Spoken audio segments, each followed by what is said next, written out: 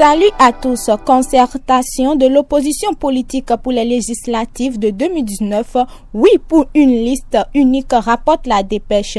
Pour l'Audace Info, cette liste unique représente l'option irréversible. Le Béninois libéré pour sa part parle d'un massacre à la tronçonneuse. Et puis, parlant toujours de cette opposition, Yahi attaque le code électoral à lire dans les colonnes de Matin Libre. Toujours élection législative du 28 avril, plus de 5 millions d'électeurs sont attendus, nous informe l'éveil du peuple. Dans le cadre de l'organisation de ces élections législatives, la nation informe que la liste électorale est remise à la Sénat. Et Emmanuel Tiondo promet une élection transparente, ajoute l'Audace Info. Défi Info parle de la détermination de Nathanaël à implanter le bloc républicain dans la 6e circonscription électorale. Toujours avec ce quotidien, suspension de l'exécution d'une décision de justice, Talon et son gouvernement ont sauvé des milliers de familles à Godomé-Womé. On peut lire à la une du quotidien Best Info, projet assurance pour le renforcement du capital humain,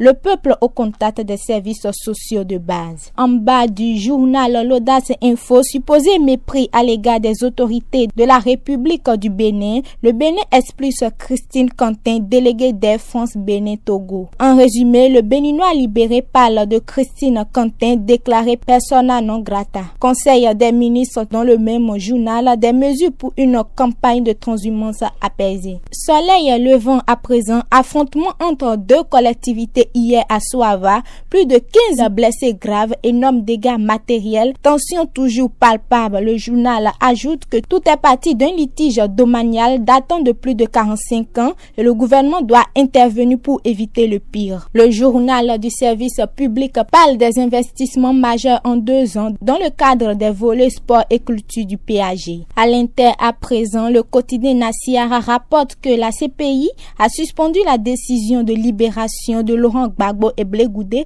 après un nouvel appel. À la page 10 du même quotidien, on peut lire la première déclaration extrêmement prudente du Conseil de sécurité de l'ONU sur la RDC. Sur ce, nous clôturons cette revue des titres du jeudi 17 janvier 2019. À demain pour d'autres informations.